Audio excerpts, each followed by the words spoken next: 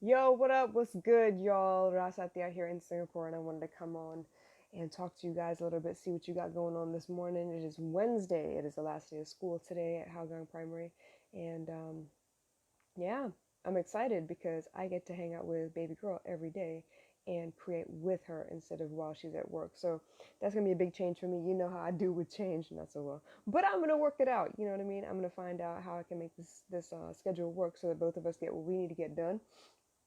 I may mimic school for all you know, for real though. I know I already want to get some books for her to start working on P3 because I know suddenly she's going to have science. She's going to have to pay attention to the science portion because she's never had to do that before. And though she's interested, it's different when you have to rather than when you're going after it because you want to. So I want to make sure that she's got everything she needs to get ready. She's in a new class and switched everybody out of their classes. The first 2 years she was in 2A and 1A, and now she's going to be in 3D. So it's a very different situation. Everyone's kind of freaking out. I know a lot of moms who call me and be like, "Yo, how can you switch the kids? How come they changed up the classes?"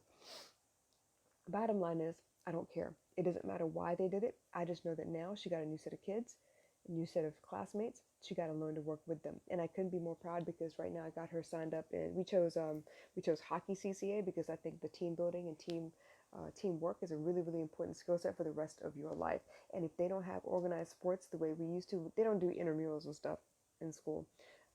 Everyone's encouraged to do their own thing. So as much as that's cool and everything, like yeah, okay, swimming is a good thing and track is a good thing. um, I still want baby girl to get that team aspect. You don't got cheerleading, you don't got tryouts, you don't have dance team, like none of that. I really really want something where it's like it's gonna push her, it's gonna stretch.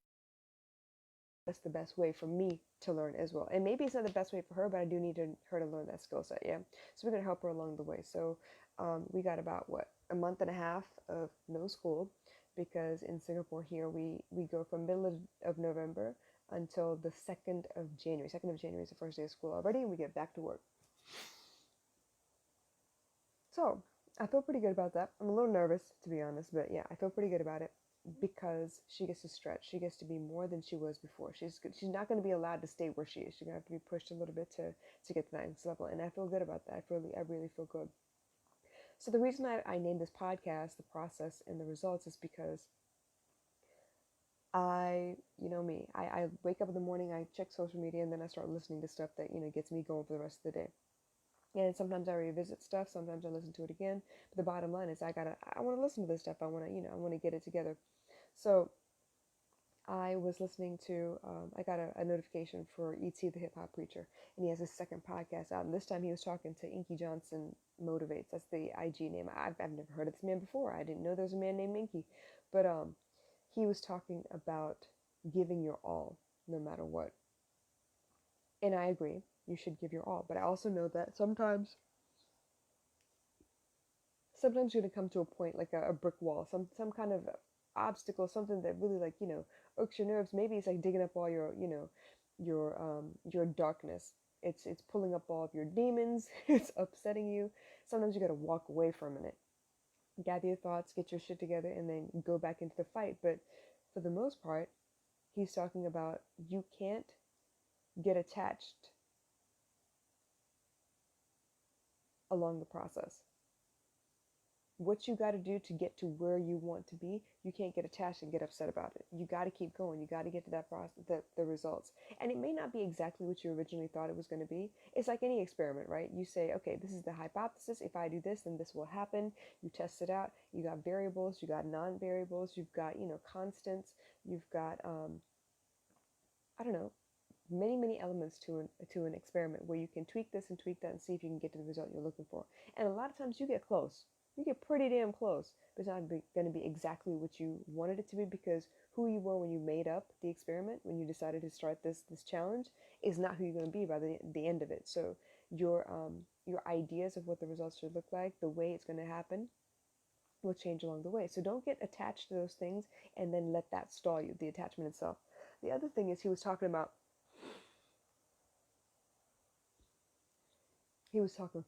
He was talking talent. He was talking mindset and motivation.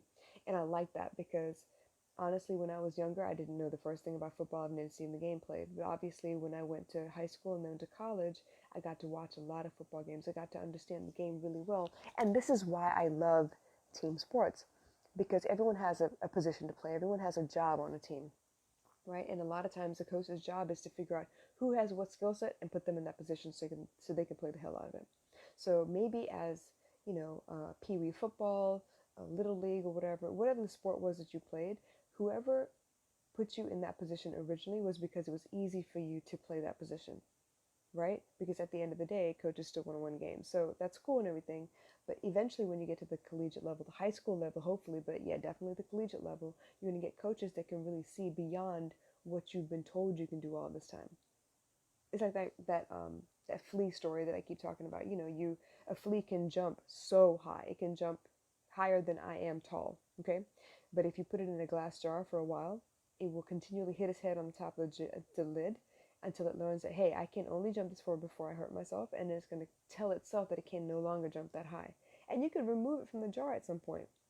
And even though it will no longer hit its head because there is no lid, it will not change the way it jumps anymore. It won't go back to the way it was. And a lot of times that's how we are as well. So I want to tell you, when we were kids, we went hard for everything we wanted. We begged, we pleaded, we came up with excuses, we went with contingencies. We had a plan A, B, C, D, E, F, G, whatever it was that we wanted. Maybe it was a Game Boy that we wanted, or maybe it was like a specific play date that we were looking for. Maybe it was a trip at the end of the school year or something. You're trying to earn your way to something that would be really, really cool for you. And you know what? You never take your eyes off the prize. That is the goal. I want that over there. I want that. Even when you're like trying to get the girl of your dreams or whatever, right? You want that girl. You're going to go after that girl. You're going to pay attention to everything she does and says. You're going to learn everything there is to know about her. And you'll come at it from different directions and different angles, because that is the goal. You're not going to take your eyes off the prize. But why is it in life we're not like that no more? As kids, we worked hard.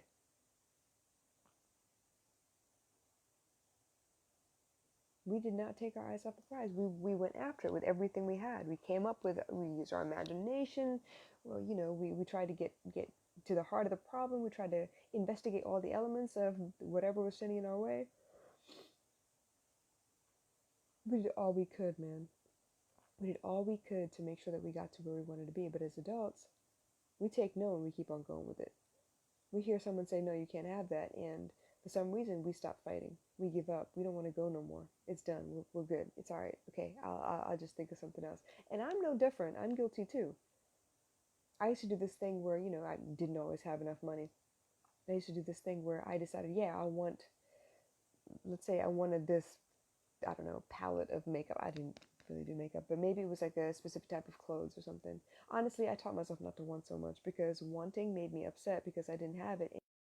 And by the time I had the money, that thing was either out of season, out of fashion, or I couldn't find it anymore. It was discontinued.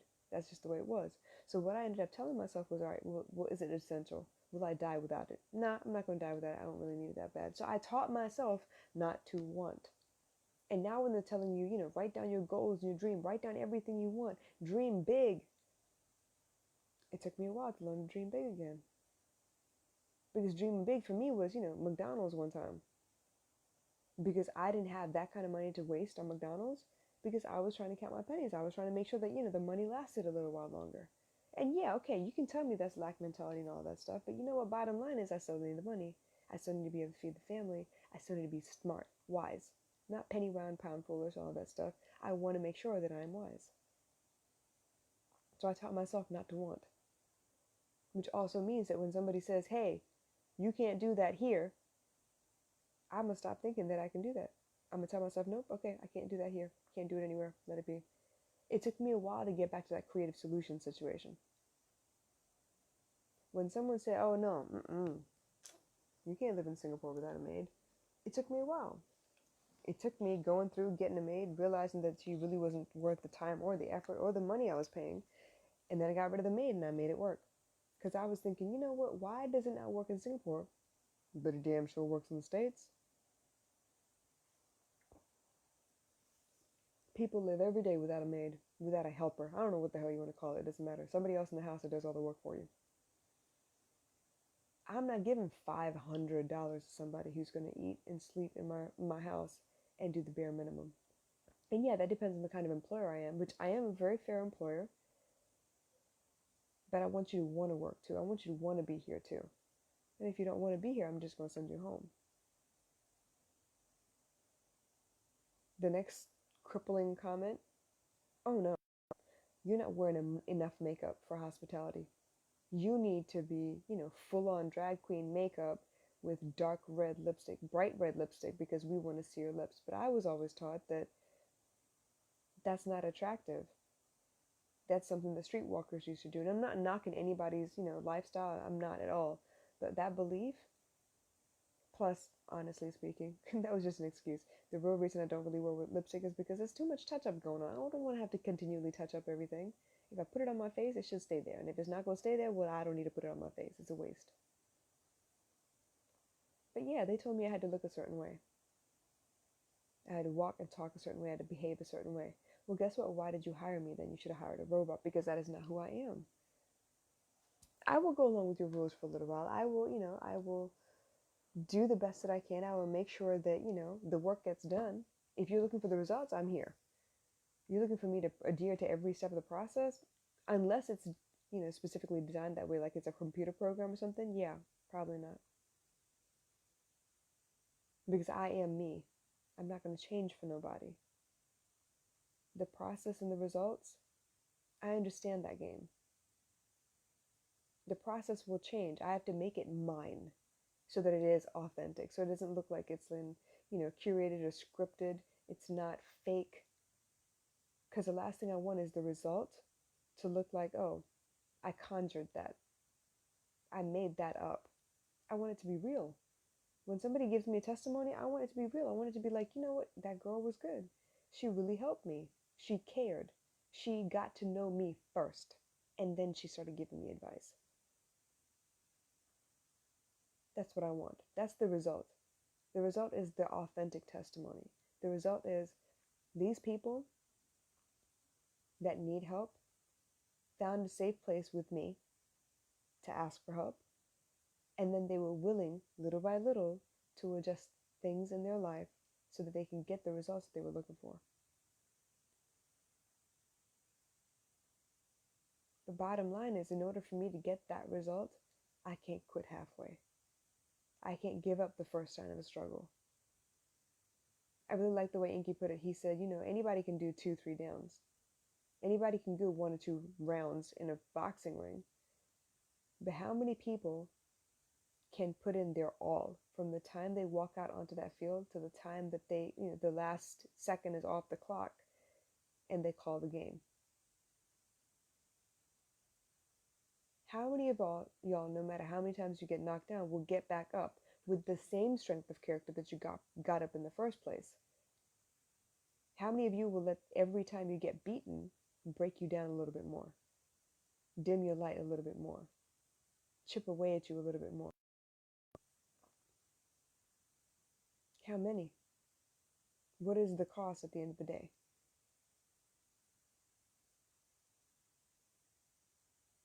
This is about legacy for me. I want to make sure that when people say my name, my daughter lights up. Right now she lights up. Yeah, that's my mom. Yep, I'm her daughter. Don't mess with me, I'm her daughter. And while she can use my name as a shield, I want her to fight for her own shield too. It's a beautiful thing, struggle. It creates such beautiful people.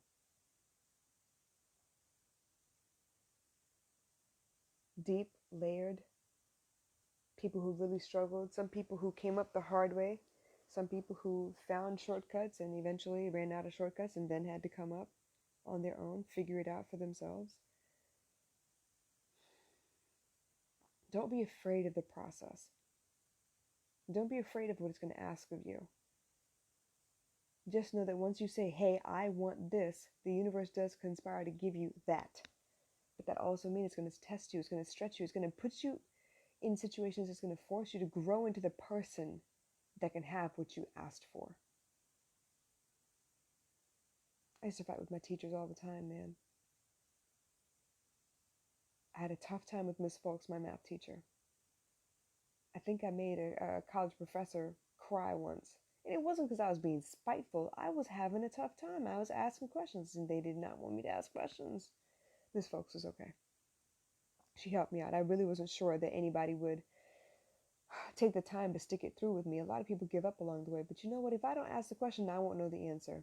And if I don't ask the question, you won't know what you're missing when you teach me. I'm doing you and me a favor when I ask a question.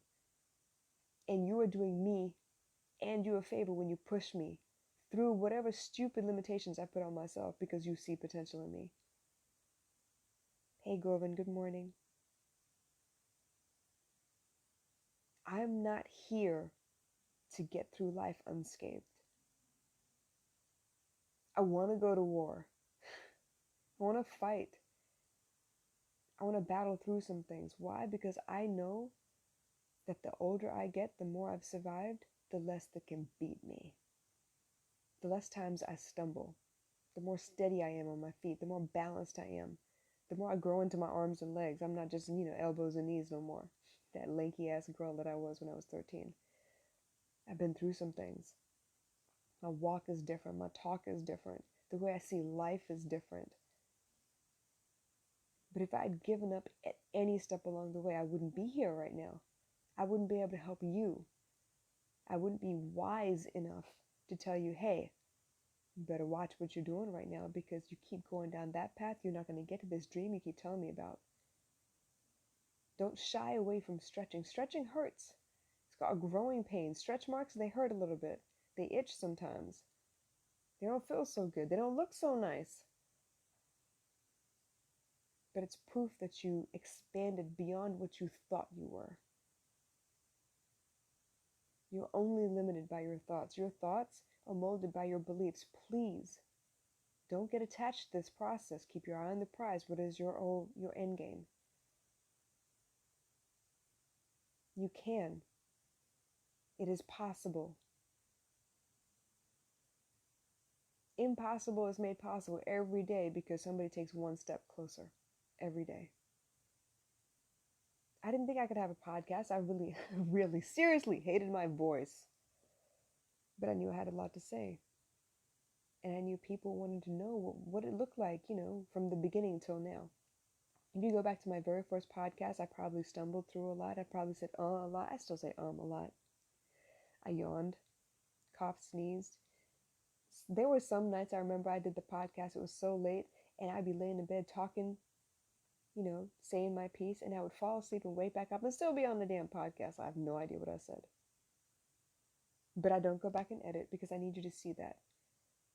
Something that Gary Vee said that really stuck with me was Wine Library TV, when he first started his YouTube channel, he just made it every day. He said something. He talked about something. He made sure that, he put out content. And it was ugly. He said he looked like a refugee at a table when he videotaped it. Obviously, his videos are freaking phenomenal now, but what if you couldn't go back and see what he was talking about? See proof that he really did start where he said he started. See proof of the journey. What if you couldn't? Would you still believe him? Would you get hyped up for a second and then be like, yeah, nah, never mind. It's okay. I'll just go back to my own life. It's too much work. I started because he started there. And if he could start there, and he went for an entire year with no followers, no one saying anything, no one really engaging, why can't I? I think he said he did one once a week or something. I'm not sure if he did it every day. Now he does every day, but once a week at least he put out a video. Great, cool. 52 weeks in a year. Can you imagine all those music producers talk about, oh man, I'm going to make it in the music business? Well, guess what? You can't unless you continually create. Because something happens as you create. You find things that you like and you don't like. You're going to run out of samples to use. You're going to have to go venture out into new genres of music looking for that other sound, that something different, something more. You have to stretch. You have to grow past your limitations. Don't get attached to the process. Keep your eyes on the prize. Keep your eyes on the end result. Don't give up halfway through. Don't put aside the whole journey so far. Keep going. You got this. And for moments when you're really, really down and you want to give up, You got people like me telling you, yo, you can, because I'm living proof. Living proof. Recently, I told everybody that I have a dream. I want to be the next Martha Stewart, but the double kind. And why the hell not? I mean, I didn't grow up the way she did, but why couldn't I change my circumstances, change my environment to become that person? I know I can. That's what I'm doing now. Because when I spoke to the man who is in charge of Simply Health Hub, he said, damn, can you stop doing so you can leave some for the rest of us? No, I can't stop doing. Sorry. You want to keep up? Step up. You want to beat me? Step up. Because I would be damned if I'm outworked. If I fail, it's my fault. It's because I decided, oh no, I want to quit. I can't do this anymore. It's too hard. Of course it's going to be hard. Because if it wasn't hard, everybody would be doing it.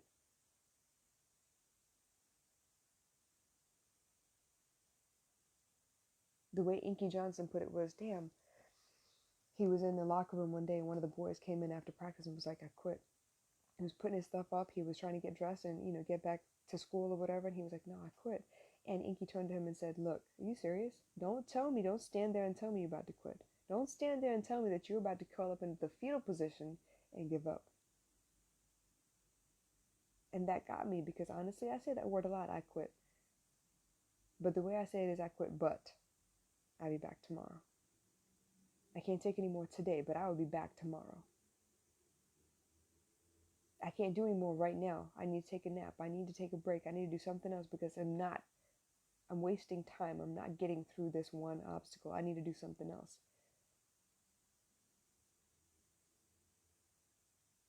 Take a break if you have to. Rest if you have to. Don't quit. Don't make that final decision. I'm not doing this anymore. I don't like arguing with my daughter. Can you imagine if I quit every time we had an argument? Me and her. What would happen to us? There would be no us. I talk about infidelity and how you can make it back from infidelity. And a lot of people don't want to hear that. Nah, if they cheat on you, you need to cut them off. Nope.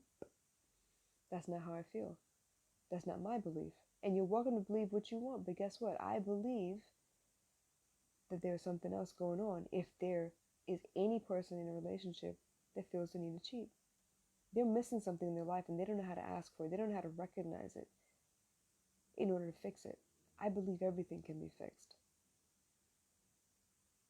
It may not be the same that it was when you first had it before it broke, but it can be fixed. Maybe it becomes bigger, stronger, better. It'll be different though.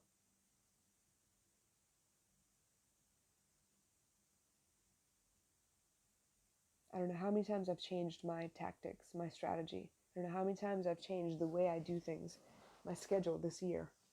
Man, I had a tough time trying to figure out the schedule in the first place. And now it's about to change again because baby girl's going to be home for a month and a half.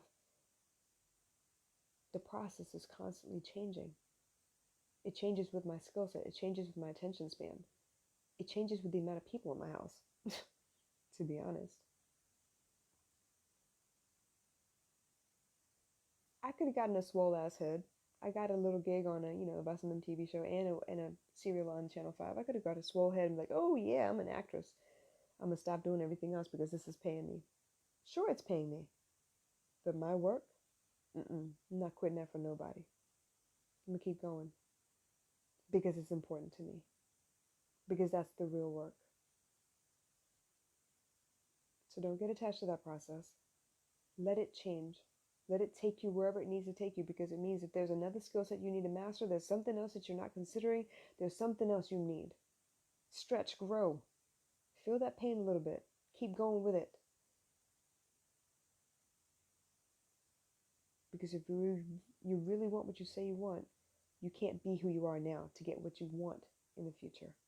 You got to keep growing towards that dream. That's why they say dreams should be a couple sizes too big for you. You got to grow into them. I hope that helped you this morning. I'll catch y'all again soon. Bye.